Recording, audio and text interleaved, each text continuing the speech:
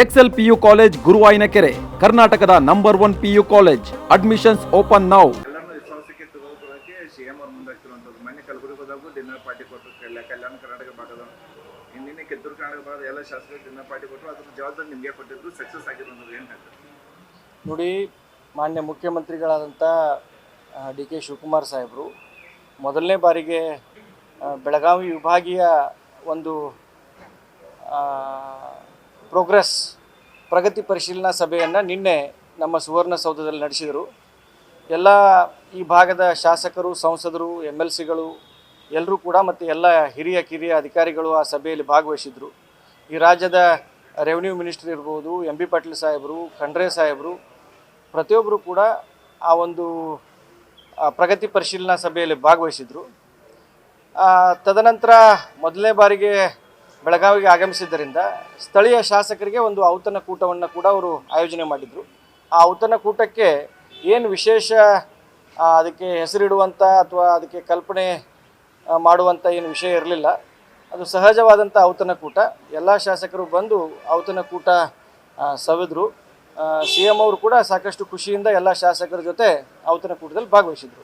ನಿನ್ನೆ ಸಭೆ ಮುಗಿದ ನಂತರ ಶಾಸಕರಿಗೂ ಕೂಡ ಪ್ರತ್ಯೇಕವಾಗಿ ಭೇಟಿಯಾಗಿ ಅವಕಾಶ ಮಾಡಿಕೊಟ್ಟರು ಸುವರ್ಣಸೌಧದಲ್ಲಿ.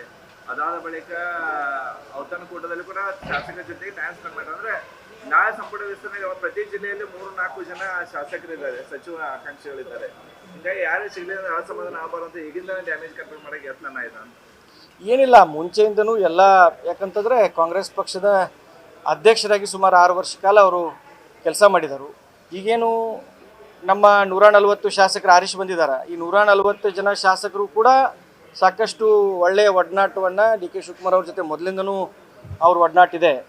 ಈಗ CM ಅವರಾದಮೇಲೆ ಎಲ್ಲ ಶಾಸಕರಿಗೆ ಔತಣಕೂಟ ಕೊಡೋದು, ಅವ್ರ ಜೊತೆ ಸಮಾಲೋಚನೆ ಮಾಡೋದು, ಅವರ ಸಲಹೆಗಳನ್ನ ತೆಗೆದುಕೊಳ್ಳೋದು, ಅವರ ಕೆಲಸಗಳನ್ನು ಮಾಡಿಕೊಡೋದು, ಮೊದಲಿಂದಲೂ ಕ್ರಿಯಾಶೀಲ ನಾಯಕರಾದಂಥ ಡಿ ಕೆ ಶಿವಕುಮಾರ್ ಅವರು ಈಗೂ ಅದನ್ನು ಮಾಡ್ತಾ ಇದ್ದಾರೆ. ಹೊಸ ಅರ್ಥ ಏನು ಬೇಡ. ಹೌದು, ಎಲ್ಲ ಶಾಸಕರನ್ನ ವಿಶ್ವಾಸಕ್ಕೆ ತೆಗೆದುಕೊಳ್ಳಲೇಬೇಕಾಗತ್ತೆ. ಈ 28ರ ಚುನಾವಣೆಯನ್ನು ತಲೆಯಲ್ಲಿಟ್ಟುಕೊಂಡು ಶಾಸಕರಿಗೆ ಯಾವ ರೀತಿ ನಾವು ಶಕ್ತಿ ಕೊಡಬೇಕು, ಧೈರ್ಯ ಕೊಡಬೇಕು, ಆ ಕೆಲಸ ಮಾಡ್ತಾ ಇದ್ದಾರೆ. ಶಾಸಕರೆಲ್ಲರೂ CM ಸಾಹೇಬರ ಕಾರ್ಯವೈಖರಿಯಿಂದ ಖುಷಿ ಇದ್ದಾರೆ. 2 ದಿನ ಹಿಂದೆ ಬೆಂಗಳೂರಲ್ಲಿ ಔತಣಕೂಟ ಆಯಿತು. ಅದರಲ್ಲಿ DK ಸುರೇಶ್ ಅವರು ಭಾಗಿಯಾಗಿದ್ರು. ಅಲ್ಲಿ ಒಂದು 10 ಜನ ಶಾಸಕರು ಇದ್ರು. ಏನಿದೆ ಡಿನ್ನರ್ ಪಾಲಿಟಿಕ್ಸ್ ಏನಂತ ಗೊತ್ತಾಗ್ತಿಲ್ಲ.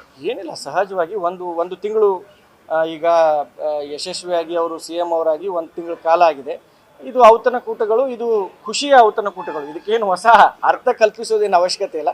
ಖುಷಿಯಿಂದ ಔತಣಕೂಟಗಳು ನಡೀತಾ ಇದ್ದಾವೆ ಹೊರತಾಗಿ ಯಾವುದೇ ರೀತಿಯ ಅಲ್ಲಿ ಚರ್ಚೆಗಳು ಆ ರೀತಿ ಏನಿಲ್ಲ. ಖುಷಿಯ ಔತಣಕೂಟಗಳಿದ್ದಾವೆ. CM ಅವರು ಖುಷಿಯಿಂದ ಪಾಲ್ಗೊಂಡಿದ್ದಾರೆ. ನಿನ್ನೆ ಈ ವಿಭಾಗೀಯ ಶಾಸಕರೆಲ್ಲ ಸೇರಿ ಒಂದು 23 ಜನ ಇದ್ದರು. ಎಲ್ಲರೂ ಇದ್ದರು. ಸಕ್ಸಸ್ ಇತ್ತು. Thank you. ನ್ಯೂಸ್ ಫಸ್ಟ್, ನಿರ್ಭೀತಿಯಿಂದ ನಿಮ್ಮ ಪರವಾಗಿ.